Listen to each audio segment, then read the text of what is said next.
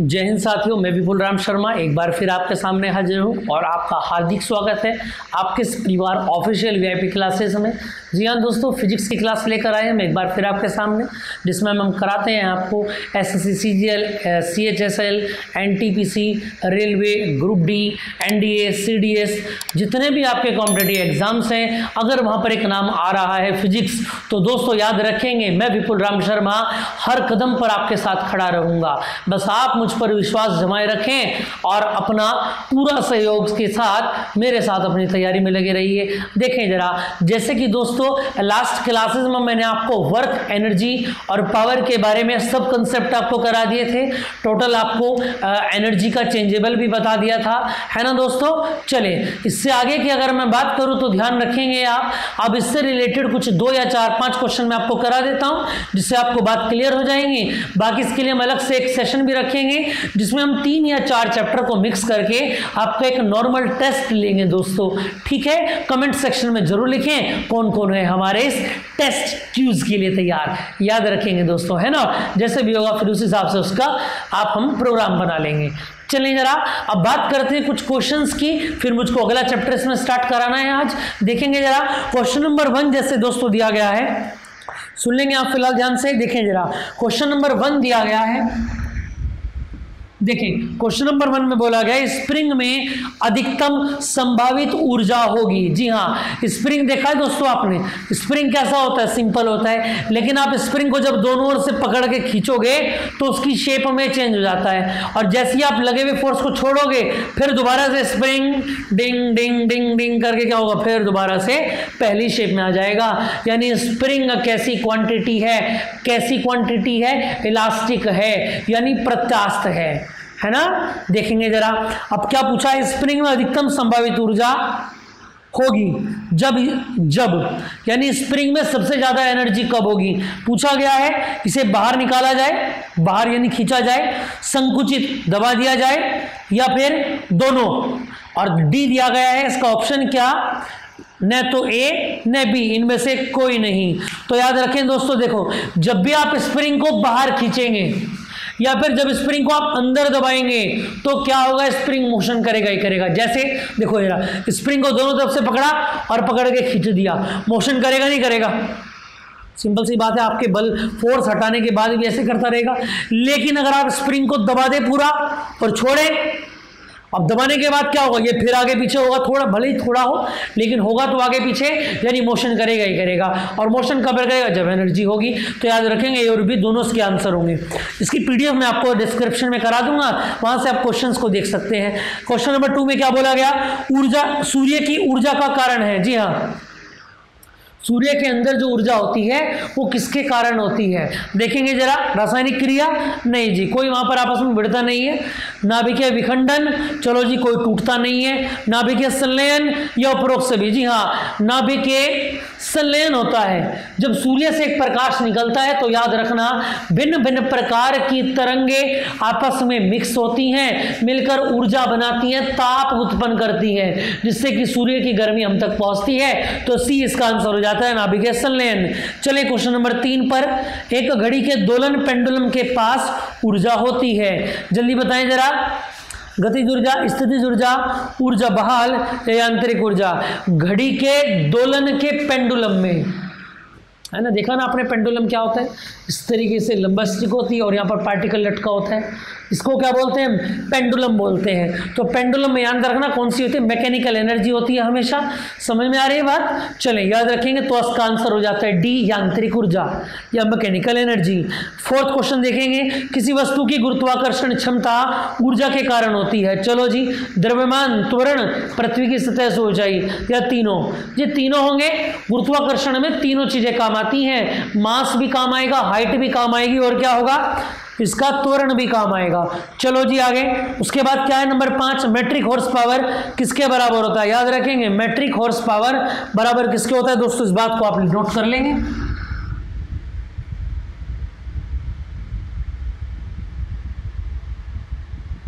Option में क्या क्या दिया गया, 735, ये पहला ही होगा।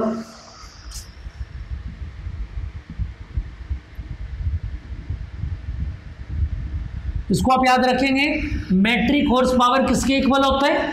735.49 वॉट के इक्वल होगा। समझ में आ गई बात? चलो इससे आगे की अगर मैं बात करूं, बस जी इसमें इतने क्वेश्चन आप देख लेंगे, बाकी के क्वेश्चन मैं डिस्क्रिप्शन में डलवा दूंगा, वहां से आप उस सीरीज को देख लेंगे। कंसेप्ट बाकी मैंने आपको करा ही दिए हैं, कोई दिक्कत आपको आने वाली नहीं है। बाकी कोई दिक्कत होगी तो कमेंट बॉक्स कर सकते हैं या सीधा मुझको मैसेज या मेल कर सकते हैं, आपकी बात का जवाब 99% दिया जाएगा। चलें जरा अब बात करते हैं अपनी नेक्स्ट यूनिट के बारे में। दोस्तों नेक्स्ट यूनिट हमारी होती है मोशन। मोशन यानी कि गति।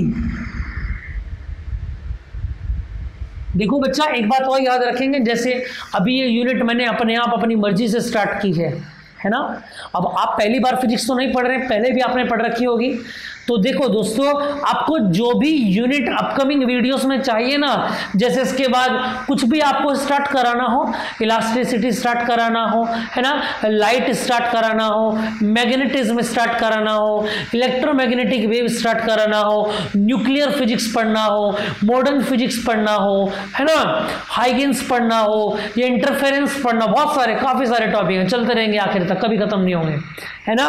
तो याद रखेंगे आप मुझको वीडियो के एंड में कमेंट बॉक्स में आप जरूर लिख दिया करें कि आपको किस चीज़ की रिकमेंड ज़्यादा है या किसमें आप ज़्यादा वीक हैं। उस पोर्शन को हम पहले करा दिया करेंगे, बाकी को बाद में करा दिया करेंगे। इससे आपका भी बेनिफिट होगा और मुझको भी थोड़ा सा सपोर्ट मिलता रहेगा कि हाँ आप लोग मेरी बात को सुन रहे हैं और मेरे साथ मेहनत में लगे हुए हैं, है ना बच्चों। चलें अपने टॉपिक पर, इसको तो मैं करा देता हूँ फिलहाल मोशन को, बाकी आगे का आप ध्यान रखेंगे। देखिए जरा मोशन को अगर हम स्टार्ट करें, गति बताएं जल्दी जरा क्या होता है मोशन। देखो जी आपके सामने तीन चीजें दिखाई दे रही हैं। क्या क्या चीजें दिखाई दे रही हैं देखना जरा। सबसे पहले क्या दिखाई दे रहा है आपको? एक बच्चा दौड़ रहा है। क्या हो रहा है? दौड़ रहा है, यानी रनिंग। क्या है भैया? रनिंग हो रहा है। सेकंड डायरेक्शन में देखना जरा क्या हो रही है? कार दौड़ रही है, यानी कि मूविंग कार। और थर्ड में क्या दिख रहा है आपको? कि पृथ्वी सूर्य के चक्कर काट रही है, यानी कि क्या हो रहा है? Orbital moving. समझ में आ रही है बात? यानी कि दौड़ रहा है ना, और कार चल रही है ना, और ये कक्षा में घूम रहा है या कक्षा में भ्रमण कर रहा है। देखो तीनों चीजें क्या हो रही हैं? समय के साथ साथ अपनी स्थिति को बदल रही हैं। मेरी बात बच्चा ध्यान रखेंगे आप। क्या बताया मैंने आपको? तीनों की तीनों चीजें समय के साथ साथ अपनी स्थिति को बदल रही हैं। और बच्चा याद रखेंगे, क्या याद रखेंगे? जो भी बॉडी समय के अनुसार अपनी पोजीशन को चेंज कर लेगी, any object is changed its position on accordance to the time, then the object is called in motion, otherwise is called in rest. जो अपनी स्थिति को नहीं बदलता वो विराम में कहलाता है, जो अपनी स्थिति को चेंज कर लेता है वो क्या कहलाता है? मोशन में कहलाता है। आई होप आपको बात समझ में आ रही होगी। देखेंगे जरा, अगर मैं बात करूं मोशन के बारे में तो याद रखेंगे आप, when an object is change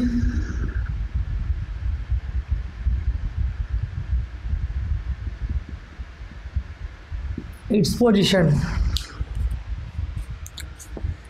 then it is called in motion, है ना। एग्जाम्पल्स मैंने आपको अभी अभी बताए हैं, बाकी फिर भी याद रखेंगे क्या? देखो जरा,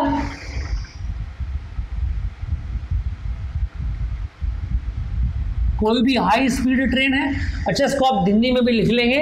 देखो, जब, सभी का मुझको ध्यान रखना है बेटा, जब कोई वस्तु, बाकी पीडीएफ में दोनों चीज़ रहेंगी, है ना, घबराए नहीं। किसी बात की अगर इंग्लिश या हिंदी लिखनी रह जाए तो पीडीएफ में आपको मिलेंगी सारी चीज़ें। जब कोई वस्तु समय के साथ अपनी स्थिति में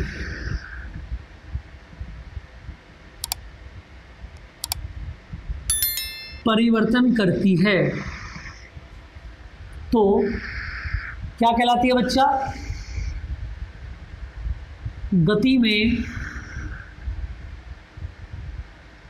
कहलाती है। क्या कहलाती है? वो गति में कहलाती है। बात समझ में आ रही है? जैसे तेजी से दौड़ती हुई ट्रेन, बात समझ में आ रही है? तेजी से दौड़ती हुई ट्रेन, क्लियर है बात? या याद रखेंगे आप,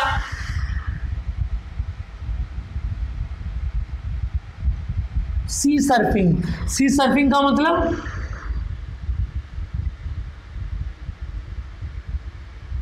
लहरों पर उड़ता व्यक्ति। अब उड़ने का मतलब ये नहीं है कि वो उसके ऊपर उड़ रहा है, स्लाइडिंग होती है ना, जो लहरों के ऊपर स्लाइडिंग करते हैं उसकी बात कर रहे हैं। बात समझ में आ रही है? ऐसी स्लाइडिंग कहाँ पर होती है? स्नो के ऊपर भी होती है।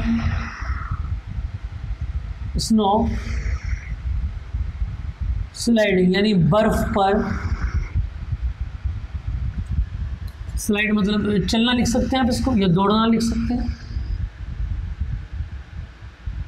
समय चल रहा है, समय के साथ साथ अपनी पोजीशन को बदल रहे हैं, तो क्या कहलाएंगे? मोशन में कहलाएंगे।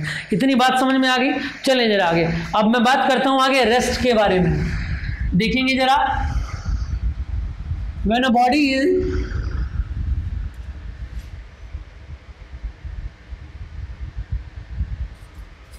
देखेंगे, ध्यान देंगे क्या बताया गया? When an body an object does not change its position, it is called in rest। जी हाँ, समय के साथ साथ अपनी स्थिति में परिवर्तन न करे तो क्या कहलाएगी भैया? विराम में कहलाएगी। क्या कहलाएगी? विराम में कहलाएगी। जैसे कि अगर मैं एग्जांपल्स की बात करूं, याद रखेंगे आप, देखना जरा, याद रखेंगे आप, ग्लास ऑन टेबल, एक मेज के ऊपर क्या रखा हुआ है? गिलास रखा रहेगा भैया। गिलास कहाँ जाएगा? कहीं भी नहीं जाएगा जब तक आप उसके ऊपर फोर्स नहीं लगाएंगे। समझ में आ रही है बात? और फोर्स लगाते ही वो मोशन में आ जाएगा। यानी कि अगर टेबल पर कोई गिलास रखा है, जो रखा हुआ है आराम से, है ना, तो उसको क्या बोलेंगे आप? रेस्ट में बोलेंगे। इसके बाद अगर मैं बात करूं, अगर कोई बाइक या कार, बाइक लिख लो, बाइक ऑन स्टैंड, किसी स्टैंड पर लगा रखी है बाइक, तो खड़ी रहेगी। बाइक कहीं अपने आप थोड़ी चल दौड़ जाएगी भैया, है ना। तो बाइक अगर खड़ी हुई है तो क्या कहलाएगी? रेस्ट में कहलाएगी। आपको बातें समझ में आई? रेस्ट का और मोशन का मतलब क्या होगा? चलो अब यहां से एक बात समझ में आती है क्या? एक नोट करके आप लिखेंगे दोस्तों, अच्छा नोट्स बनाएंगे आप, अच्छे नोट्स बनाएंगे और याद रखेंगे मेरे इंस्टाग्राम पर आप नोट्स की फोटो जरूर भेजेंगे। जितने भी बच्चे दोस्तों मुझसे रेगुलर पढ़ रहे हैं वो एक बार अपना नाम का एड्रेस मुझको जरूर करेंगे और मुझसे मिले जरूर दोस्तों एक बार, ठीक है, जिससे मुझको भी पता लगे कि आप कितनी मेहनत कर रहे हैं, या जितनी मेहनत आपके लिए मैं नोट्स बनाने में बाकी चीज़ों में कर रहा हूँ कि वो आपके काम भी आ रही है या नहीं आ रही है। देखेंगे जरा, तो याद रखेंगे आप नोट की अगर मैं बात करूँ दोस्तों, तो याद रखेंगे मोशन and rest are, कैसे लिख लेंगे? have relative term, not absolute। समझ में आ रही है बात? यानी कैसे संबंध है दोस्तों? सापेक्ष। सापेक्ष इसको लिख लेंगे आप पूरा, गति में और विराम में कैसे संबंध है दोस्तों? सापेक्ष संबंध है, एब्सोल्यूट नहीं है, कोई कंडीशन नहीं है। बात समझ में आ रही है? अब ये संबंध आपको कैसे समझ में आएगा इसको मैं आपको समझाता हूं, देखेंगे जरा। अब ऐसा नहीं है कोई वस्तु मोशन में है तो वो सबके लिए मोशन में होगी, ऐसा भी जरूरी नहीं है कोई ऑब्जेक्ट रेस्ट में है तो सबके लिए रेस्ट में होगा। जैसे कि अगर मैं बात करूं, ध्यान देंगे आप,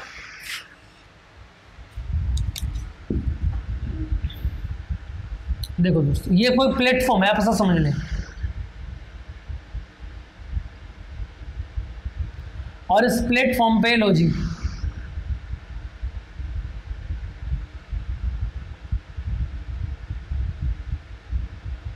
इस प्लेटफॉर्म पे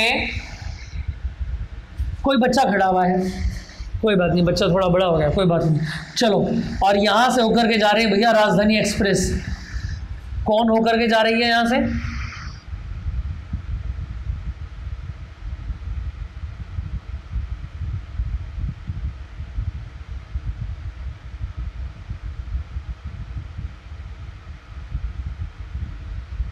राजधानी एक्सप्रेस ट्रेन होकर के जा रही है और इस ट्रेन में चंगू मंगू भी बैठे हैं। कौन बैठे हैं भैया?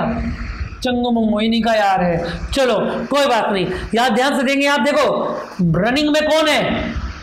ट्रेन। अरे भैया दौड़ के कौन जा रही है? ट्रेन जा रही है। ये कैसा है? रेस्ट में है। देखना जरा, ये कैसा है? रेस्ट में। और ये कैसे है? मोशन में है। कहने का मतलब ये है कि जब ये ट्रेन वाले बच्चे इसको देखेंगे तो कैसा लगेगा? मोशन में। और जब ये इसको देखेगा तो कैसा लगेगा? रेस्ट में लगेगा। कुछ बातें समझ में आ रही हैं? इतनी बात क्लियर हो रही है? देखो ध्यान देंगे आप, जब ये इसको देखेंगे तो कैसा लगेगा? मोशन में। लेकिन जब ये एक दूसरे को देखें तो कैसा लगेंगे? रेस्ट में। और ये ऑब्जेक्ट भी कैसा है? रेस्ट में। लेकिन इनको कैसा दिखाई देगा? इन्हीं के साथ दौड़ता हुआ दिखाई देगा। आ रही बात समझ में नहीं आ रही है? यानी कहने का मतलब ये है मोशन और रेस्ट आपस में दोनों कैसे होंगे? दोनों एक दूसरे के सापेक्ष होंगे, रिलेटिव होंगे। बात समझ में आ गई? चलो जरा आगे, इससे आगे की अगर मैं बात करूं, ध्यान देंगे आप। नेक्स्ट पॉइंट, आई होप आपको समझ में आ रही होंगी बातें। क्लियर है इतनी बात? चले इसको देखते रहेंगे आप। अब आगे बात स्टार्ट करते हैं भैया।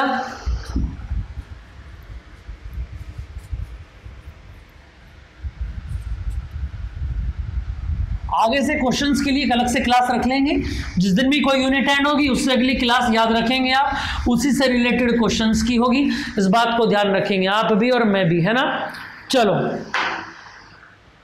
देखेंगे यार, अब नाम आता है क्या? एक पॉइंट लिख लेंगे इसको आप।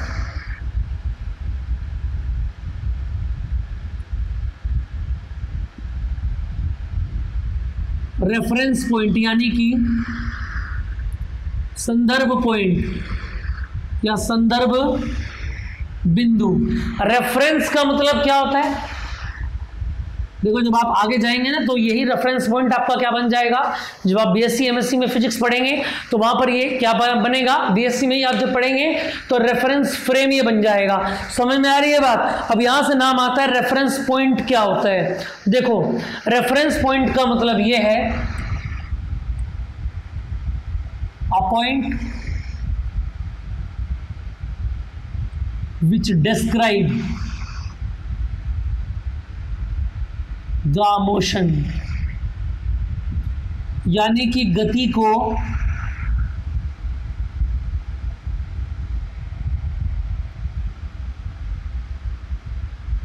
याद रखेंगे आप, गति को परिभाषित करने वाला बिंदु।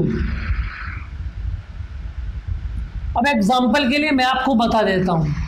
क्या बताया मैंने आपको? माई हाउस या my home is near to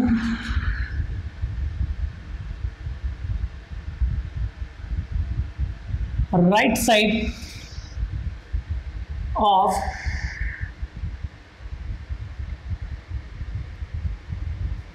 petrol pump. यानी पेट्रोल पंप के राइट साइड में जो रास्ता जाएगा ना उसी के पास मेरा घर है। यानी याद रखेंगे पेट्रोल पंप क्या बन जाता है भैया? यहां पर याद रखेंगे आप, पेट्रोल पंप क्या बन जाता है? रेफरेंस पॉइंट बन जाता है, संदर्भ बिंदु। यानी मैं आपको कोई रास्ता बताना चाह रहा हूं और बच्चों उसके लिए मैं आपको क्या बताऊंगा? कोई ना कोई रेफरेंस जरूर दूंगा कि भैया यहां चले जाना और इसके पास में रास्ता है, या यहां चले जाना, या यहां पर क्या है मंदिर है, या यहां पर गुरुद्वारा है, या भैया मस्जिद वाली गली है और उस गली में क्या है? हमारा घर है। बात समझ में आ रही है? आपको इतनी बात क्लियर हो रही होगी। चलो, तो ये समझ में आ गया कि a point which describe the motion is called reference point. इतनी बात आपको क्लियर हो गई होगी। चलें जरा आगे, इससे आगे की मैं बात करता हूं। चलो, रेफरेंस पॉइंट क्लियर हो गया। चलो आगे की बात करते हैं बच्चा। अब पढ़ेंगे हम types of motion.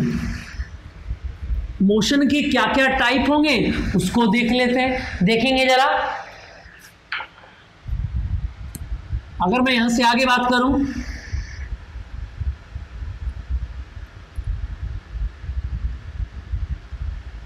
Types of motion, यानी कहने का मतलब यह है कि गति के प्रकार।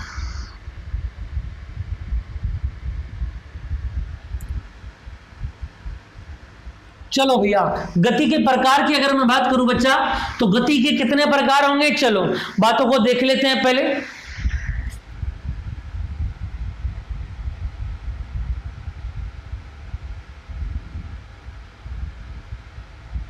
पीरियोडिक,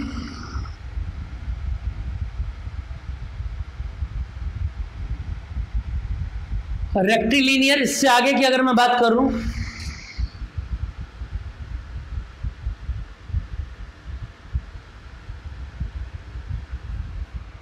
कर्वीलिनियर,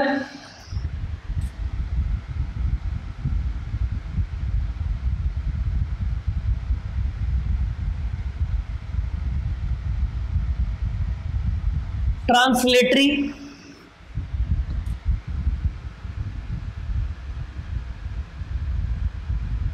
सर्कुलेटरी और ऑस्किलेटरी। इतनी बात समझ में आ गई। चलें जरा, इसको बोलते हैं आवधिक गति।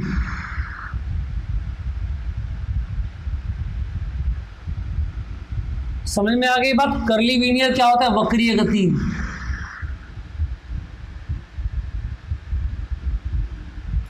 बातें समझ में आ रही है। चलें जरा आगे। उसके बाद होता है ट्रांसलेटरी, अनुनाद गति।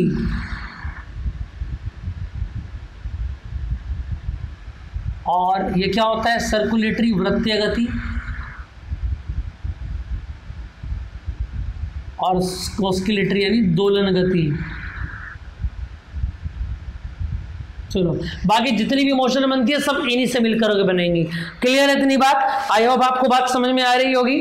चलें जल्दी जरा, सबसे पहले बात कर लेते हैं हम ट्रांसलेटरी के बारे में। यहीं से हम अपनी बात को स्टार्ट करेंगे बच्चा। देखेंगे जरा, अगर मैं ट्रांसलेटरी की बात करूं तो याद रखेंगे आप, ट्रांसलेटरी क्या होगा। देखो जरा, अगला हेडिंग डालेंगे आप, ट्रांसलेटरी मोशन। यहां से 2 पॉइंट आपके क्लियर होंगे। देखेंगे ना, अगर ट्रांसलेटरी मोशन की बात करें तो यहां से 2 बातें समझ में आएंगी। क्या होगा, एक तो होगा रेक्टिलिनियर ट्रांसलेटरी मोशन। बात समझ में आ रही है बात। इतनी बात समझ में आ रही है भैया। नेक्स्ट की अगर मैं बात करूं तो ध्यान रखेंगे, यहां पर यह नाम बोला जाएगा कर्लीलिनियर ट्रांसलेटरी।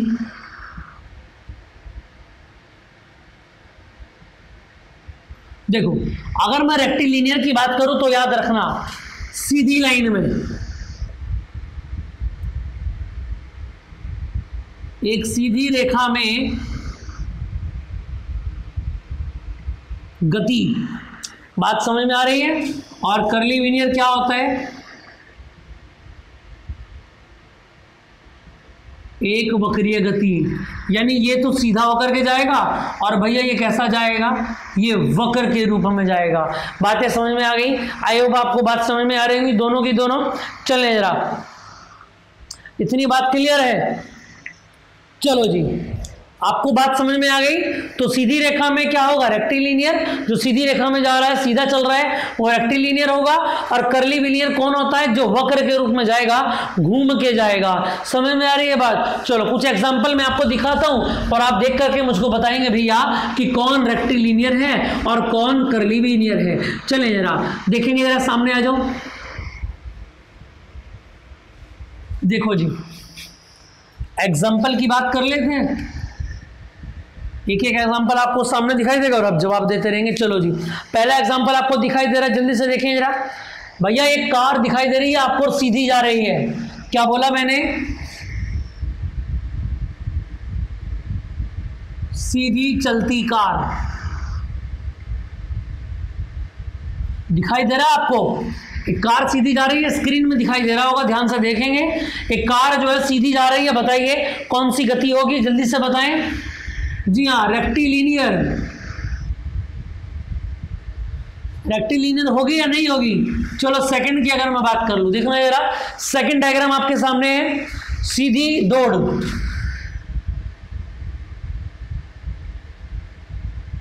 सारे के सारे बच्चे क्या हो रहे हैं? एक साइड में दौड़ रहे हैं, यानी सीधी लाइन में दौड़ रहे हैं, यानी क्या बनेगा? रेक्टिलिनियर बनेगा भैया। समझ में आ रही है बात? चलो तीसरे डायग्राम पर आ जाते हैं। तीसरा डायग्राम क्या है? देखो बच्चों ध्यान देखो, एक आदमी नाव से जमीन पर कूद रहा है। क्या कहा मैंने? नाव से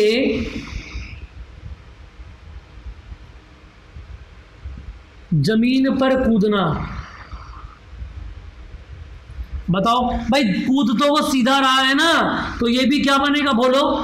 रेक्टिलिनियर। नहीं बात समझ में आई?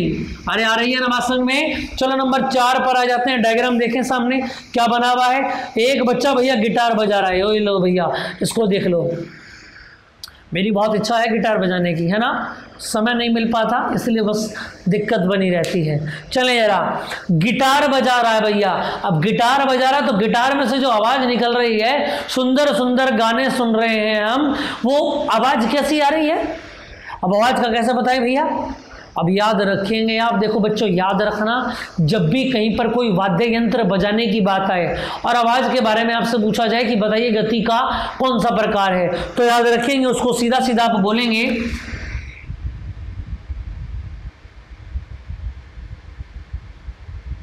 भाई गिटार बजाना, उसको बोलेंगे वाइब्रेटरी। वाइब्रेटरी मोशन, यानी कि आवाज से केवल कंपन उत्पन्न है भैया, और कंपन से हमको पता लग रहा है कि कुछ बज रहा है। आगे बात समझ में क्लियर है? इतनी बात चले जरा। अब याद रखेंगे आप, जितने भी तार वाले म्यूजिकल इंस्ट्रूमेंट होते हैं ना,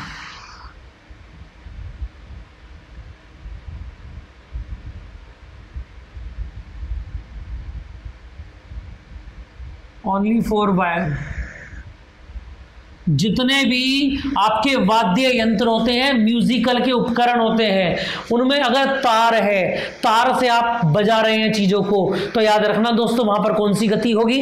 याद रखेंगे आप, वाइब्रेटरी यानी कि कंपन गति होगी। बात समझ में आ रही है? चलो जरा इसके बाद एक एग्जाम्पल और देख लेते हैं, जल्दी से देखें जरा सामने। पृथ्वी सूर्य के चक्कर, अभी अभी बता दिया था भैया, अगर चक्कर लगा रही है तो कैसा बनेगा? कर्वीलिनियर। कैसा बनेगा? कर्व के रूप में बनेगा। समझ में आ गई बात? चलो इतनी बात आपको क्लियर हो गई होंगी और आपको बातें समझ में भी आ रही होंगी। इससे आगे की बात करते हैं बच्चा, देखें जरा।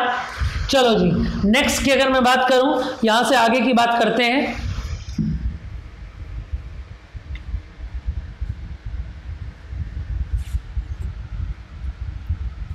देखो जी, एक एग्जांपल और देख लेते हैं। क्या?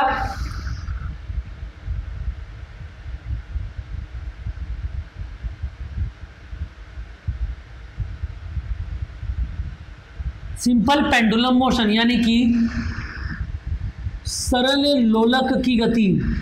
जी हाँ, सिंपल पेंडुलम कैसा होता है? देखो दिखाई दे रहा है आपको सामने से, समझ में आ रही है बात? ठीक है, घड़ी के अंदर भी होता है ना? समझ में आ रही है बात? तो बताएं जरा, सिंपल पेंडुलम जो होगा उसकी गति कैसी होगी? जल्दी से बता दें आप, कौन सी होगी उसकी गति? भैया याद रखेंगे, ऑस्किलेटरी।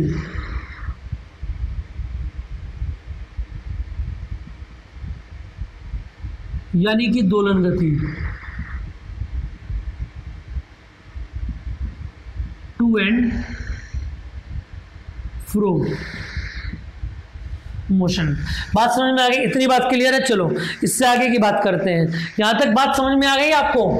अरे समझ में आया भैया कि जो सिंपल पेंडुलम होगा उसकी जो गति होगी वो कैसी होगी, याद रखेंगे आप, ऑस्किलेटरी मोशन यानी कि दोलन गति होगी। चलो जी, इतनी बात क्लियर हो गई। यहाँ से आगे की बात स्टार्ट करते हैं। आपको समझ में आ रहा होगा, एक एक करके आप अच्छे से नोट्स बनाए रखें। आपको पीडीएफ भी मिल रही है, तो इसका मतलब ये नहीं बच्चा कि आप अपने हाथ से कुछ ना लिखेंगे। जब तक आप हाथ से लिखने के बाद 2 या 3 बार आप जब तक चीज़ों को रिवाइज करते रहिए, जब तक आपको याद ना हो जाए, है ना, तो आपको ऐसा कभी होगा ही नहीं कि आप भूल जाए। जैसे ही आप बोलने वाले हो तुरंत रिवाइज मार दो, जैसे आप बोलोगे कि आप बोल रहे हैं तुरंत रिवाइज मार दो, तो चीज़ें कभी आप भूलेंगे नहीं। चलिए जरा आगे, इससे आगे की बात करें, देखेंगे जरा बच्चा आगे की अगर मैं बात करूं तो ध्यान देंगे आप। चलो जी, अच्छा 1-2 क्वेश्चन यहां पर देख लेते हैं, थोड़ा सा क्लियर होता रहेगा कि आपको कुछ समझ में आ रहा है या नहीं आ रहा है। क्वेश्चन नंबर 1 यहाँ पर दिया गया है, देखो जरा, मैं बोल रहा हूँ आप ध्यान रखेंगे। A process or state of the change in place or position of a body with respect to time and relative to the observer is said to be. यानी कहने का मतलब यह है बच्चा, क्या बोला गया है कि प्रेक्षक के लिए समय और सापेक्ष के साथ किसी निकाय के स्थान या स्थिति परिवर्तन की दिशा, प्रक्रिया या स्थान को कहते हैं। जी हाँ, स्थिति और दिशा में परिवर्तन, सीधा सीधा आंसर भैया गति। क्या आंसर होगा फर्स्ट का? गति यानी कि मोशन। अगर कहीं पर भी पोजीशन में चेंज हो रहा है तो याद रखेंगे गति की बात हो रही है, और सी ऑप्शन आपका यहाँ पर सही हो जाता है। ऑप्शन भी पढ़ने की जरूरत नहीं है भैया, इतने बढ़िया तरीके से मैंने आपको कंसेप्ट कराया है। क्वेश्चन नंबर 2 देखेंगे, which of the following is a type of motion. निम्न में से कौन सा ऐसा बिंदु है जो कैसा होगा, टाइप ऑफ मोशन का होगा? सर्कुलर, रेक्टिलिनियर, पीरियोडिक या ऑल? जी हाँ, सारे ही हैं भैया। अभी अभी बताया सर्कुलर भी क्या होता है, डी ऑप्शन इसका सही है। अभी अभी आपको बताया कि सर्कुलर भी क्या होता है भैया, टाइप ऑफ मोशन है, रेक्टिलिनियर भी टाइप ऑफ मोशन है, पीरियोडिक भी टाइप ऑफ मोशन है।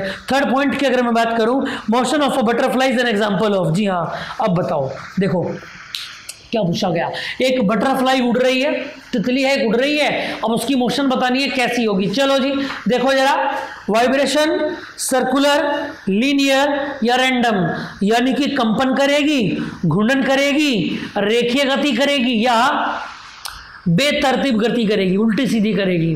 देखो जरा भाई, वाइब्रेशन करने का तो कोई मतलब नहीं है। वाइब्रेशन का मतलब क्या होता है, डी डी डी, यानी कि उठकर कहीं नहीं जा रहा है लेकिन यहीं पर पड़े पड़े करे जा रहा है। समझ में आ रही है बात? यानी वाइब्रेशन का तो कोई मतलब नहीं। क्यों? क्योंकि तिल उड़कर कभी यहाँ उड़ती है, कभी यहाँ, कभी यहाँ। चलो उसके बाद बात करूँ सर्कुलर, गोल गोल नहीं घूमती भैया, चलो जी कैंसिल। लीनियर, सीधी रेखा में भी नहीं जाएगी, कभी ऊपर कभी नीचे, कभी इधर कभी इधर। तो बसता है आपका क्या, रैंडम। जी हाँ, उल्टी सीधी भाग रही है भैया, रैंडम। क्या हो रहा है, उल्टी सीधी, जहां मर्जी है वहां भागे जा रही है। बात समझ में आ रही है बात भैया? क्लियर है बात? अगला पूछा गया साइकिल के पहिए की गति होगी। साइकिल का जो पहिया होगा वो गति बतानी है भैया, याद रखेंगे। साइकिल के पहिए की अगर कहीं पर भी बात आएगी, क्या कहा मैंने, याद रखेंगे साइकिल का पहिया। जी हाँ, साइकिल के पहिए के लेकर कहीं पर भी पूछा जाएगा तो एक बात याद रखेंगे आप दोस्तों, एक तो क्या होगा, और रोटेटरी मोशन होगा, और इसके साथ में क्या होगा, ट्रांसलेटरी।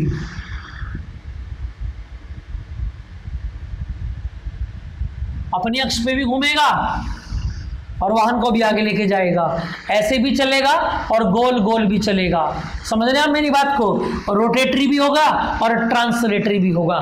समझ में आ गई बात? इतनी बात क्लियर है? तो आई होप आपको बातें समझ में आई होंगी। मैंने आपको बताया दोस्तों मोशन के बारे में, रेस्ट के बारे में, कुछ बढ़िया बढ़िया एग्जाम्पल्स आपको बताए हैं, उससे रिलेटेड कुछ क्वेश्चंस भी आपको कराए हैं, बाकी मैंने टाइप ऑफ मोशंस भी आपको करा दिया है। अब नेक्स्ट टर्म में बेटा हम इसमें पढ़ेंगे कि कैसे कैसे मोशन में एक्सीलरेशन आता है, रिटार्डेशन आता है, कैसे कैसे इनिशियल पॉइंट बनता है, कैसे कैसे फार पॉइंट बनता है, और उसके बाद हम मैपिंग स्टार्ट करेंगे कि कैसे कैसे ग्राफिंग होती है, और ग्राफिंग के बेस पर हम मोशन के टाइप्स को कैसे स्टडी करते हैं।